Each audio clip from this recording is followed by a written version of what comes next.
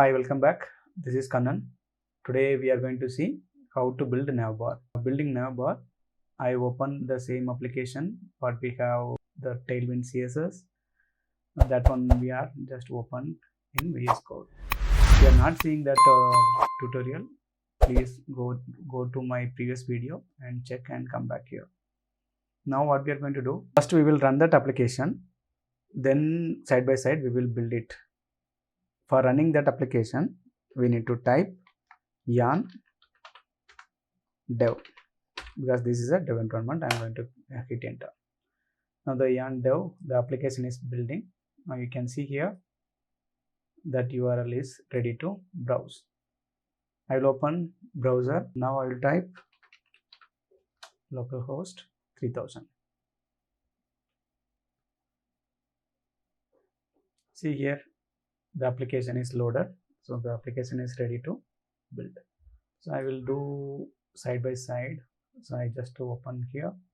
You can see here, first we need to create a component folder, because whatever the applications we are building, that all we are going to keep under the component. In the what are the pages we are going to use, that everything it is coming under the page. That structure we are going to follow. Currently we are going to use Navbar. Navbar is one of the component. So for that I am going to create a Navbar component. So component is the base folder. Components is my base folder, and under that I am going to use Navbar.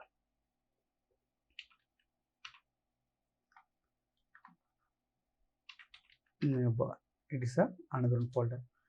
Under this folder, what are the required things for this Navbar we are going to keep inside that. For that, first we need TypeScript file, that is for index.tsx.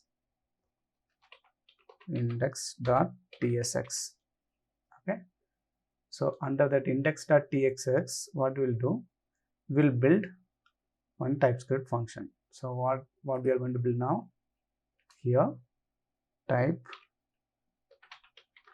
constant navbar equal to is the arrow function. I'm going to use arrow open brace. So this function is going to return some HTML tag that we will return in a few minutes. So just before that, what we'll do, export default navbar. So export default navbar. Now what we are going to create, we are created one function called navbar. That navbar we are going to export it. So under the navbar, what we are going to do, we are going to return some HTML tag. As of now, what we'll do, return div navbar. Okay, so this navbar you can see here, now it is not appearing in the site, the applications what we are running. So for that, what we need to do, we need to call this navbar into index page. So index page here, what it is, that is a page. So if I go to page, here you can see this is the tag. So home page is there. So under this home page, I want to use navbar. So for that, I'm going to wrap it. Here I'm going to use navbar. Okay. So now if I save, you can see here application is built successfully and navbar is appearing. Okay, navbar is appearing here. So now we are good to start. So the navbar component is created and it is coming here. We are going to build the navbar component. For that, what I'm going to do here, I need some images. I need some images to build this navbar component. So for that, what we will do, I will get it here in the public folder. You can create a folder called img, and I will get it from internet. Give me a minute. Now I got all the images. I placed into this image folder. Okay, so now these images and all we will bind it here.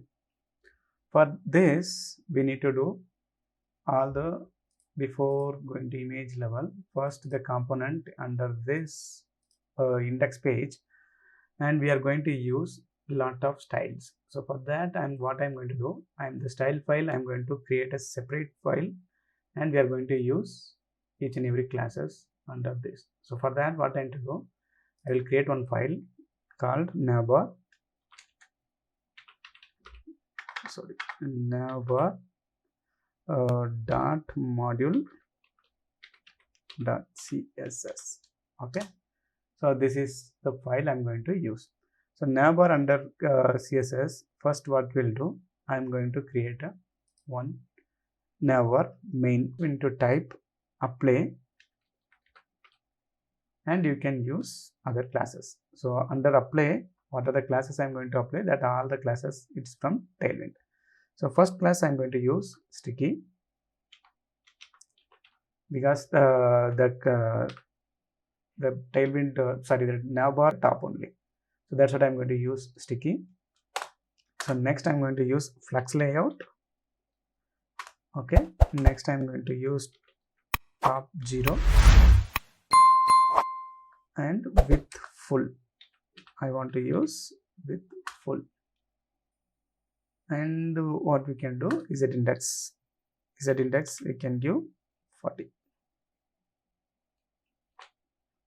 Okay, now we'll see here under the navbar, the div we have created. I'm going to add class name.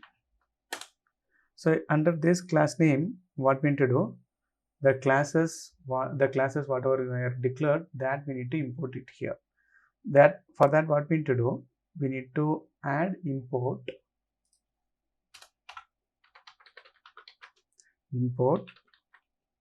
classes from where it is located one step above and navbar.css. Now it's fine. Now what I'm going to do, I'm going to read this class and assigning into in this class 5.